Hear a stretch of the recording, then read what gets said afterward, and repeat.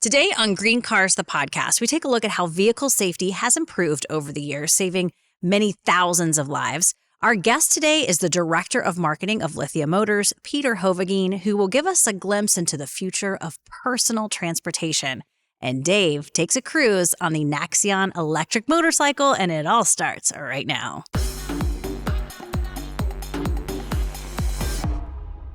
Welcome to GreenCars, the podcast, where we talk about all things involving hybrid, plug-in hybrid, and electric vehicles. I'm Trish Glose. And I'm Dave Nichols. Today, before we bring in our guest, we're going to talk about how car safety has improved. You know, Trish, today's cars have never been safer. So I'm assuming not anything like the horse and buggy that you had when you were a kid, right? Exactly. Back then, we didn't have the National Highway Traffic Safety Administration to carry out crash tests. Oh, yeah. We didn't have that. The only safety device on early cars was a horn, so you could let people know before you ran them over. Okay, and what was the first mass-produced car horn? That would be the Claxton horn by inventor Miller Reese Hutchinson. It was famous for going, I'm not even going to attempt to recreate what you just made. Awooga. Awooga. Yeah. Okay. Yeah, awooga. Yeah, it was patented in 1908. Early cars like the Ford Model T could only go 45 miles an hour. But as more cars appeared on American highways, plus they built highways so they could have cars on the highways, speed continued to increase, and so did accidents. Studies soon found the need for seatbelts. And thank goodness for that. I read that lap belts were required by California by 1955. Yep. And Congress passed a law for all new cars to come equipped with seatbelts by the year 1965. Wow. Yep. The National Highway Safety Act was passed in 1966, which led to the creation of the National Highway Traffic Safety Administration, known for setting safety standards and famous for their 5-star safety rating on all new cars. And we're talking about, you know, you've seen them, those crash tests, the crash test dummies, Yep. right? Yep. In fact, the NHTSA says that the 3-point seat belts that we use today are responsible for saving hundreds of thousands of lives. And then to top that off, we got airbags, right? Right, exactly. By the 1970s, most households had at least one car, and automakers were under pressure to design safer vehicles, ever safer. So today's cars have 10 or more energy-absorbing airbags. Can you name them? The airbags? Yes. We've got Robert, there's Denise, there's Winston, there's... No. Oh. No, I'm talking about driver, passenger, side curtain, door-mounted, even knee bolsters, altogether saving over 50,000 lives over the years. Okay, quick question. What is a knee bolster? It literally protects your knees. Oh. It goes... Wait, can you It makes that sound. Can you do that again? It goes... Okay.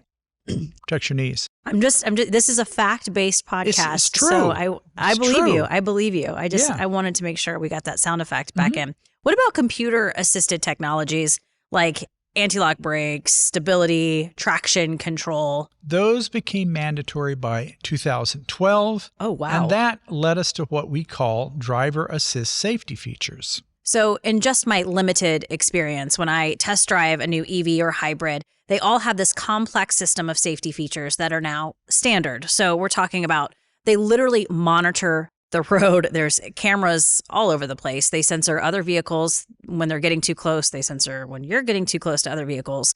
They watch out for pedestrians. They do all of the things now. Yep, very true. And current tech includes backup cameras, blind spot monitoring, adaptive cruise control, forward collision warning, lane departure warning, and even automatic emergency braking. I like to call these the nannies. Yes. They're the nannies in some of these cars. Modern cars alert drivers to sudden speed changes and even brake the car to avoid an accident. It's pretty amazing, and it's jarring, right, for the first time when you're in. It is. It's like the car's doing this. Right. What's going on? Exactly. And it's making noises at me. Yeah. No, it is amazing. The NHTSA says that the vast majority of automobile accidents are caused by human error.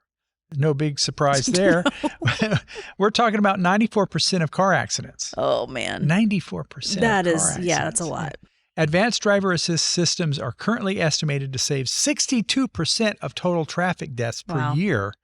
and prevent damage to over 4 million vehicles per year. That's wild. Mm-hmm. And, we were talking about seatbelts just a second ago. Do you remember one of my mom's first cars had the electric seatbelt that just got in, you sat down and it was like, yeah. Do you like that sound effect? I love that. Thank you. I had a friend who had a Mercedes Benz, and you would get in this thing and it would go like that, and it grabs you and it holds you in. Yeah. And I thought, this is cool. It's like, it's luxurious. Very luxurious. But if you don't know what's going to happen, it kind of freaks you out too.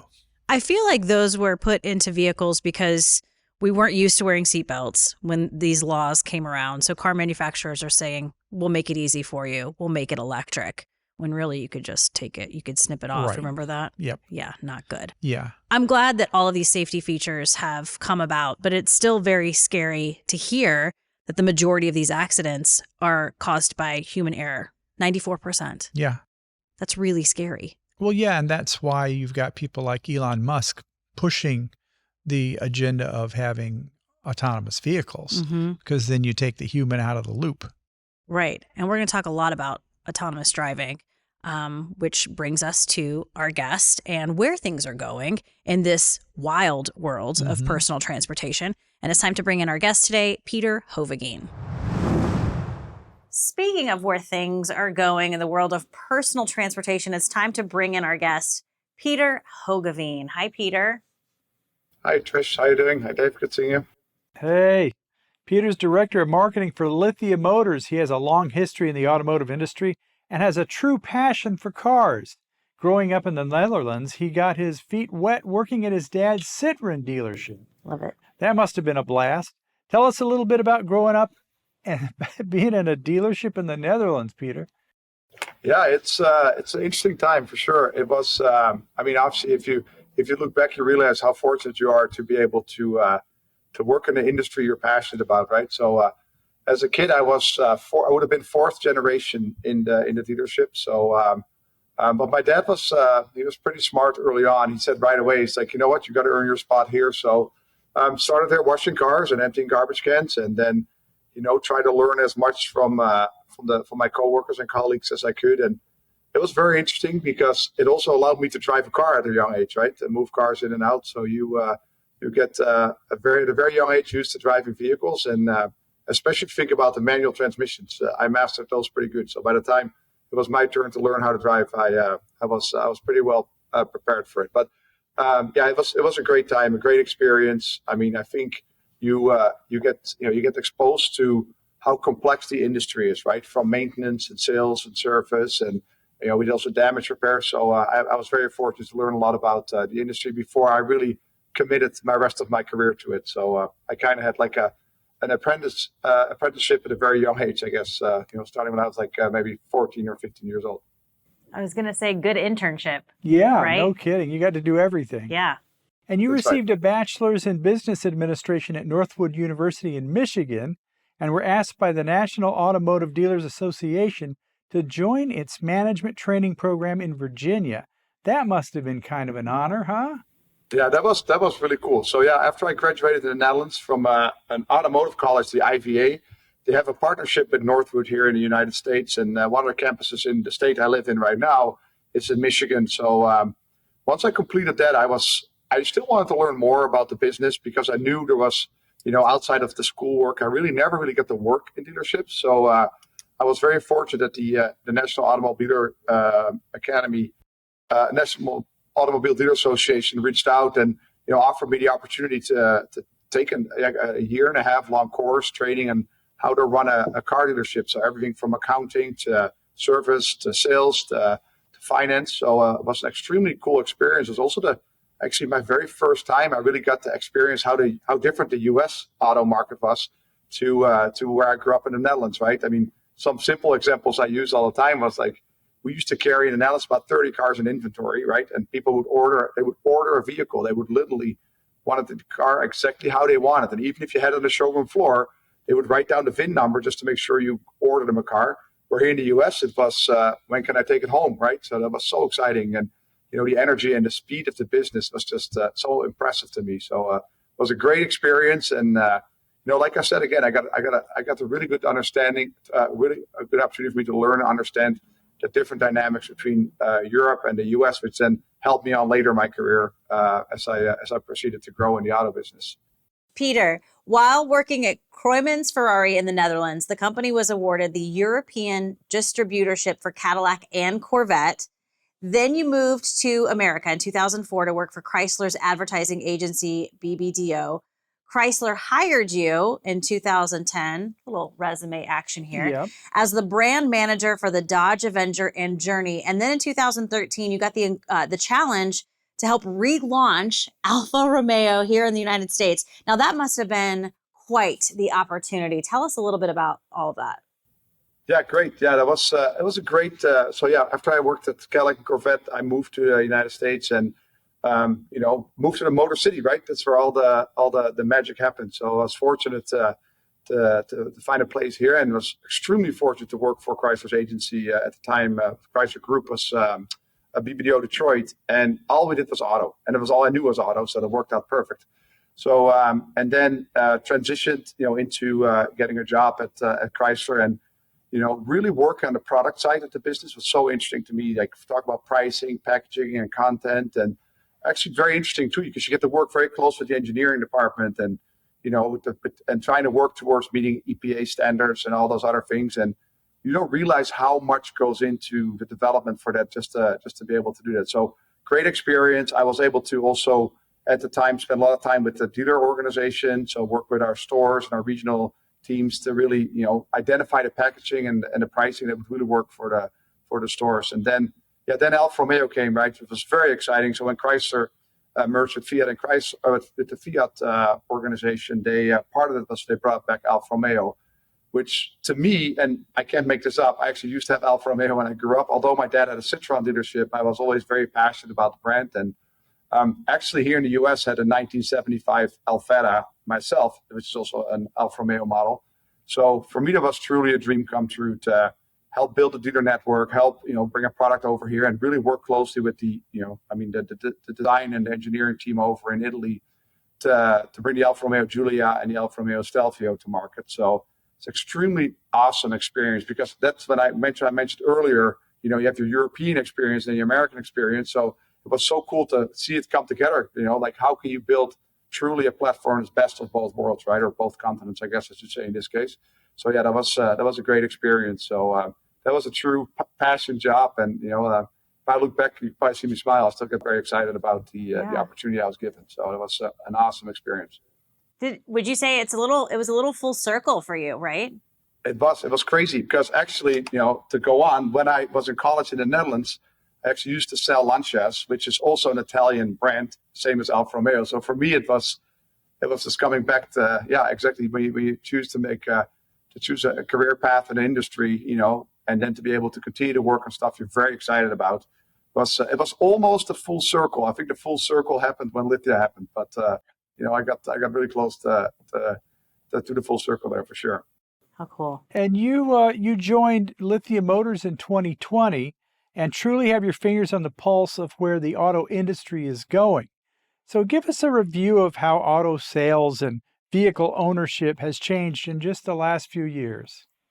Yeah, I mean, that's a great question, right? I joined Lithia in the middle of the pandemic, right? We're in the middle of COVID. And, like I said, my full circle was fully complete, because then I was really back to retail, where it all started for me. And when I say retail, I mean like working in a car dealership. So, a lot has changed. I think what we learned really quickly, that this industry was so dynamic, even during the pandemic, right? The demand didn't fall away. People still needed vehicles it might have not been travel to work, but there were still, vacations or road trips being planned. And, people still needed service and maintenance, right? They didn't stop recalls on vehicles. They continued to go on. So it was amazing how well, not just Lithia, but the whole industry adapted, right? To do remote sales, remote delivery. I mean, we as a company really embraced pickup and delivery of vehicles, right? Customers still needed their vehicle service. So, as a company, we decided, why don't we give them the option to stay at home safe, and we'll pick up the vehicle and do what we got to do. But also as a result, you saw in that industry, or during that time, was that, obviously a lot of the production fell behind, and, people kind of had to hold on to their vehicles because there was not many choices out there. I mean, inventory was really low, and, so what has changed? It's I think it's interesting when we talk a lot about how the industry is evolving and is changing. The average ownership of a vehicle, I haven't checked this month, but it's been pretty consistent. It's about 12 and a half years that people hold on to their car, right? So we're talking about an industry changing and a lot of things happening. Keep in mind, the people that bought the car 4 years ago, they're still going to have this car for another 8.5 years on average, right? So a lot has changed, I think, not just from a technology perspective, but also like trying to meet our customers where they are and what their needs are, right? So a lot of our efforts have now been on like true customer experience and customer focus to continue to service their vehicles and, through the life cycle of the vehicle that has gotten a lot longer now based on, obviously not our data, but external data that's been shared with us. Yeah. Well, and I'm sure, Pieter, as you discovered during the pandemic, we all had to find different ways of evolving and changing, right? Doing business in different ways, new ways, which probably, as you've seen, made you stronger on the outside, right? Or on the inside of the pandemic. For sure. 100%. I think it was, I think as an industry, it was more of, you had to work harder for what was going on. And customers also had higher demands, right? Regarding, what they're really looking into for a vehicle where maybe, I can't speak for everybody, but maybe prior to the pandemic, you looked for a vehicle just for you. And people now really started looking like, hey, what's right for me and my family? If I do have to, go on road trips or spend more time. I mean, I think we can all agree that one of the things that happened during COVID is we all spend a lot more time together as families, right? So I think your considerations are also changing when you look for your next vehicle and you start thinking about, the long-term impact of if this is the right choice. So a lot more research online, which obviously, is really important. People educate themselves a lot better. And we also saw brand loyalty fall away because the brand you were using, you're used to driving, they might have not had the inventory or the vehicles you're looking for. So we also saw a lot of people shifting brands, as a result of this, right? If they don't have the options you needed and you needed another vehicle, then a lot of people were forced to look at different brands they might have never considered before. Right. Well, with that said, looking ahead into the next year and beyond, do you have any predictions on the future of hybrids and EVs?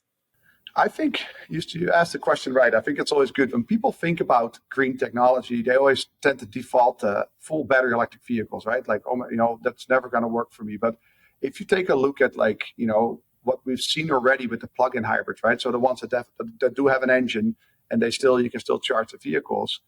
I think, a lot of stuff is already available there, but I think it's the understanding and the knowledge. I'm actually myself, last year, I actually took my family to the West Coast, and I drove from Portland, Oregon, all the way to San Francisco, California. Obviously driving to beautiful Oregon and Northern California. And what was interesting, I actually worked on this product, the Chrysler Pacifica Hybrid. I worked on the vehicle when I was at Chrysler at the time, and I drove there with my family. Obviously, it was a rental vehicle. I rented it, so I didn't know if I could plug this vehicle in. Right, I didn't plan my book to have a minivan with a plug-in hybrid.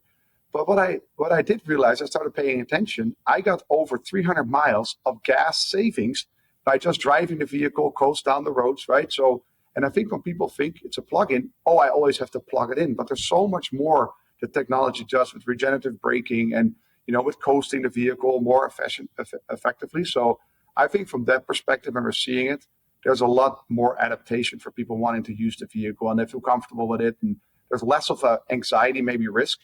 But I also want to say to the other portion of it, if you take a look at the industry, I think around 8%, between 8 and 10% this year of the vehicles sold, new vehicles being sold, are going to be electric vehicles. So there is a market, there is a demand. Is it for everybody? No, but not every vehicle is for everybody, right? So I think as the manufacturers get better, as the infrastructure continues to grow, I feel like that, more and more people feel more comfortable, because I think the average mileage that people drive is less than 30 miles a day, right? So, we all know these new vehicles that have, ranges of up to 300 miles.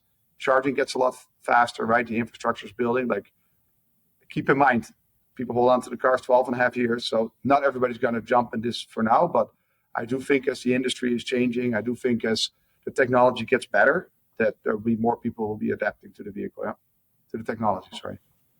Good point. And Elon Musk recently unveiled his new self-driving robo-taxi, the Cybercab, imagining a future of vehicles that won't need humans at all to pilot them. And he says that his autonomous cars will be 10 times safer than what we have today, and they will be available, he says, by 2027. But we know that, he's overly optimistic with his rollout dates. What are your thoughts on self-driving cars? I mean, I think it's great. I mean, even myself, I experienced, work for an auto company, you get the opportunity to drive newer vehicles, and it's there's always been a version of self-driving, right? Think about when the first cruise control was introduced, right? I think that was the very first step, to autonomy. So I think, I'm going off memory now, but I think there's like 6 levels of autonomy available, right? From zero, just let's say be your cruise control, to a fully level 5, completely self-driving vehicle. There's so much in between, but I agree from a safety perspective. Like the vehicle I drive right now, I'm in a General Motors vehicle right now, and I have what's called Super Cruise. So the vehicle can drive itself on the highway. It will merge in, it will merge out. I can take my hands off the wheel, but I can't get out of my seat and go sit in the back seat because there's sensors and technologies in there that says, hey, you still got to pay attention. Yeah, you can't take a nap. No. Yeah, no naps. Not yet. Don't do that. Not No. yet. Not yet. Well, let that be the last word for now. I'd much rather right now talk about our love of cars. Yes. And what's your favorite car that you've ever owned? Oh, well, my favorite or my first? I got to say my first. My first car I ever owned was the Citroen 2C V6, which is a little 2-cylinder engine car. It has 29 horsepower, top speed of 70 miles an hour. I drove it all the way to school, traveled all the way for Europe, which was fantastic, extremely easy to maintain. In today's environment, I'd be a little bit afraid to drive it. But and then my favorite car I ever owned was an Alfa Romeo Giulia Quattrofoglio, which was the 500 horsepower Ferrari-derived engine. So that was great. But like I'm a car guy. I get excited every time I get into a new vehicle. I'm like, oh my goodness, this is fantastic. And like I said, the industry is changing so much that it's like you can be out of a car for 4 years and you step into the new model here and you're like, wow, this car looks the same, but it's completely different when I operate it. So it's very exciting business to be in for sure.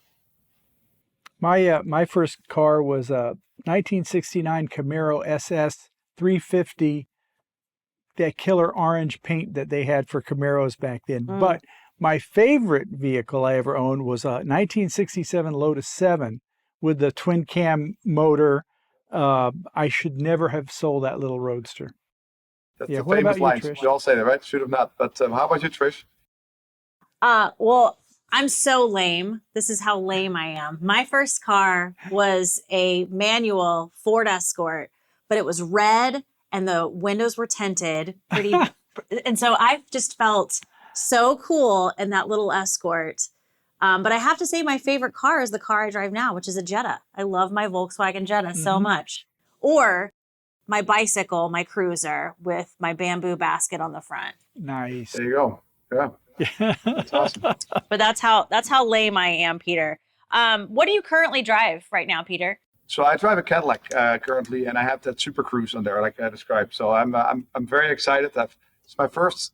Well, when I worked for Cadillac in Europe, I did have to at one point drive one. So I'm driving one right now. Having been with Chrysler for so long, it was a big transition to get into a new car make, which is interesting too, because you think about cars are just cars, but it's so cool how all these manufacturers built their own experiences with a product that I really had to get used to. And actually, I started using OnStar, which is their live communication system they have in their vehicles, and it's been really impressive. So it was it got me excited, and I enjoy the car. I got a big family, so it works out perfect for us.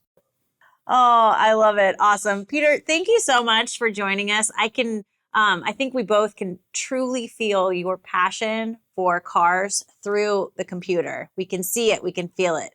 It's awesome.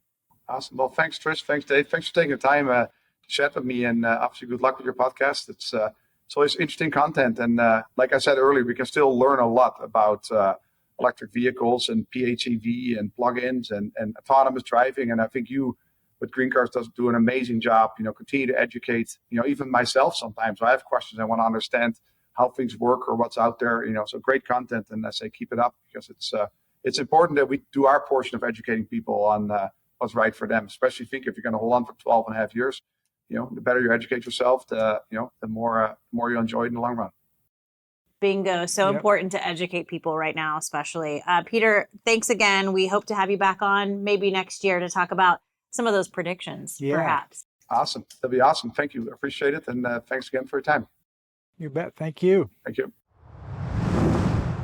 I mean, I said this, I really do feel you can visibly see his passion for automobiles. Yeah, he's a car guy. He's a car guy. And that's makes such a difference. In writing articles about cars and car reviews. You have to have this passion for it. If you don't, you can tell when you read it.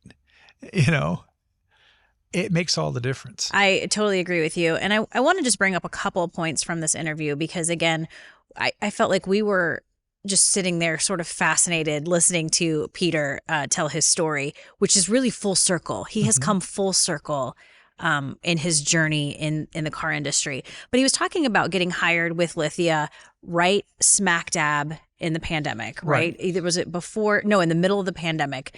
And he was saying what's really interesting, they had to, as a company, as many companies have had during the pandemic, had to evolve, right? They had to change really fast, right? Like at their fingertips. And so I think that was really interesting to hear him talk about people still needed cars in the pandemic. So we had to figure out a way to get consumers the vehicles they wanted. Right. Really interesting. And did you see with him, I mean, he really got into this job at a very difficult time, but look at where he is now. Yeah. And the thing is, there was no driveway. They had to create something. Exactly. That all you do is go online and you find the car you want, find the year, make, model, color, everything, trim level.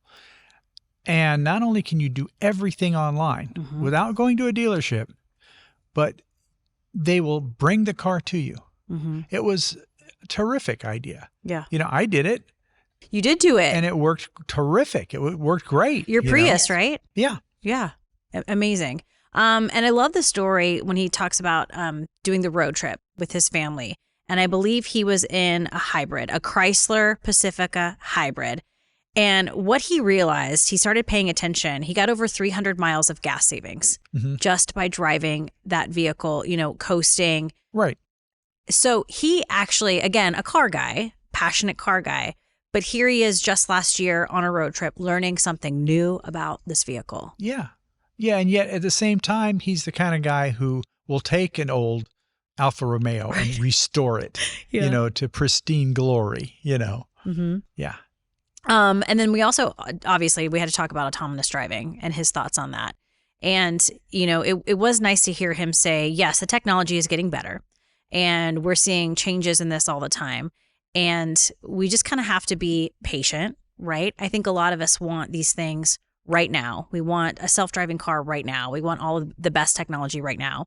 But really, Pieter was saying we have to keep in mind, you have to be patient as this technology rolls out. Sure, because you only have headlines when the technology doesn't work.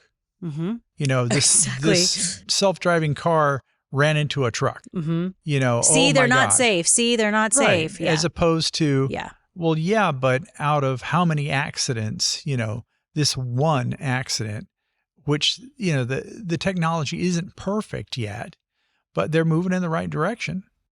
Before I get to my last point, this just occurred to me. Do you think Pieter has a different perspective on the car industry because he started in the Netherlands? He started somewhere different than the U.S.? Yeah, he mentions that when he first came to America, the way people buy cars here is very different. Very different. And so he had, over there, he was saying that, people really think about what they're going to buy and they take their time and they know they're not going to get the car today. And there's not as much inventory, right? That's what he mentioned. Yeah. Here you want it right now. I want that one. I want that color and boom, let's go. It's a very American phenomenon. I wonder if he did bring some of that perspective, a little bit of a slower kind of attitude when it comes to purchasing a vehicle, if he brought that here, if he brought that with him. Yeah, I think he's very good with customers and with getting people what they want, and very intuitive guy. For sure. The last point I wanted to bring up in this interview, which it was so great to me, it kind of, the light bulb went off. He was talking about, certain manufacturers. He brought up BMW, for instance, still offering basically no charge or no cost for charging. Mm-hmm. And then he said, I don't know the last time I got companies giving me free gas. And I just said, bingo, that's it right there. Mm-hmm. That's it. What a completely different perspective on the incentives in buying an electric vehicle. Yeah. Yes, very true. And, you don't see a lot of that, but it's a great selling tool. It's like you can stop in any time and charge up your vehicle. And what are you going to do? You're going to go in the dealership and look around and, maybe you need those floor mats. Maybe, right. I don't know. Yeah. Yeah. I think it's definitely interesting to see someone like Pieter, in this position, again, director of marketing with Lithia Motors. And like you said, he's a car guy. Mm-hmm. And when we put these car guys or these car girls in these positions, it's really fascinating to see where this could lead us, right? The future of this industry. It's very exciting. Yeah, it brings back the lifestyle to a passion for vehicles, which is something that, we're afraid that will go away with electric vehicles. Yeah. That there won't be that same sense of, wanting to go hang out and talk about cars. And that is not necessarily true at all. There's a Southern Oregon group that they get together and they hang out and they talk about their EVs, Mm-hmm. Yeah. So you think that's only going to grow as this? Yeah, as time goes on. Yeah. Because it's sort of part of human nature. Let's talk about, I really like my car. Let's go talk about that. Right.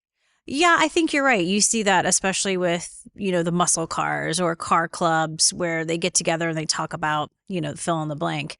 But you're seeing that right now with hybrids and EVs. I mean, even with myself, I am not necessarily a car person, and I am geeking out over this technology and these EVs that I'm getting to drive and talking to anyone who will listen to me about these cars. Yeah. So, yeah, I think you're right. I think it's just going to grow. Look at your Polestar review that you did. Yeah. You can tell that you really enjoyed that. You really loved it. And I did. It came through. Yeah. In fact, I would pull up anywhere and someone would ask me about the car and I would go into this 5-minute spiel about the Polestar 2 BST 270. And they're just looking at me like, I didn't want all of that information, Thanks a ma'am. lot. Thank you. I just wanted a coffee. I just wanted to get a coffee. But thank you for that information. Well, Pieter is very passionate. We could see that. I think Lithia Motors is very lucky to have him. And I'm excited to see where we're excited to have him back on, right? We want to have him back on the podcast. Yeah. Okay, next year maybe. He's a brain. He is a brain. Now to wrap up this episode, yes. Mr. Dave Nichols, I understand you were zipping and zapping around town on an electric motorcycle. Yes. The first time I've ever been on an electric motorcycle. It is the NAXEON I Am. And I understand the bike sort of looks like it came right out of the movie Tron. Yeah, it's got a sci-fi vibe to it. Nice. It even does a few things that are unexpected visually that you will see in the review. Okay, I'm dying to check this out. Let's take a look. Take a look. The NAXEON I Am is a futuristic bike that reminds us of the movie Tron. It's less of a machine and more of a smartphone on wheels. The NAXEON is both simple and complex. Unlike a conventional gas-powered bike, there's no foot brake pedal, no foot-operated gears to shift, no petcock to supply gas. You simply twist the grip to go and hit the front and rear brake levers to stop. But look at this thing. The first question is, where's the key? How do you start it? Well, like a Tesla, you simply touch this card here and the bike comes to life. The welcome tones sound like a BMW or Tesla. You can also just download the NAXEON app to your phone to wake up the bike. It shows you the estimated range and a million other things, including a Bluetooth mode that powers up the bike when you get close to it. The complex part includes this swipeable touchscreen. It has riding modes such as Sail, Dynamic, and Zigzag, which is the sport mode setting. Here's the battery charge, and here's the estimated range. When fully charged, it'll take you 110 miles, and top speed is around 75 miles per hour. This button operates the charge port, which is capable of level 1 or level 2 charging. Now, you can't operate the screen while wearing motorcycle gloves or while rolling down the road. The folks at NAXEON have thought of everything. Here's an icon that tells you that your kickstand is down. It disappears when the stand is up because heaven knows we're all a bit too stupid to figure out that the kickstand needs to be up when you're traveling. There's a screen that shows you nearby charging stations and can plan routes to the closest station through GPS. Another screen shows riding statistics such as speed, mileage, state of charge, and even shows you your tire pressure in real time. There are also video cameras fore and aft so you can record your adventures. It has traction control and ABS brakes and even has over-the-air updates for the software. Moving is as simple as touching this button to put it in drive mode and twisting the grip. I've been riding motorcycles for over 50 years and have been editing the world's largest biker magazine for over 30 years. I've ridden every major brand of bike, but this is my first time on an electric motorcycle. There's another interesting thing this bike does, and it reminds us of Tesla cars. It puts on a little light show. Watch this.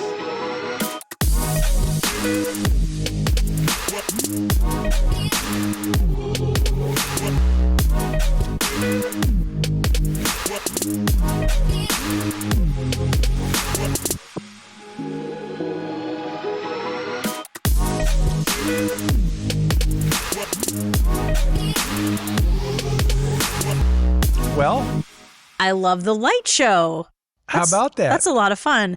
I did not know this about you. You have a history of motorcycle riding, Dave Nichols. Yes, over 50 years riding gasoline-powered motorcycles. What? I was the editor of Easy Riders magazine for over 30 years. What? Yeah. Very biker-esque background. So you're the perfect person to test out this NAXEON. What did you think? Yeah, I'll tell you, it has a lot of really cool features. It's kind of like if Tesla made a motorcycle, it would be this. Okay. So all that's great. But something was missing for you. Yes. With a gasoline-powered motorcycle like a Harley, you feel there's a living being within that.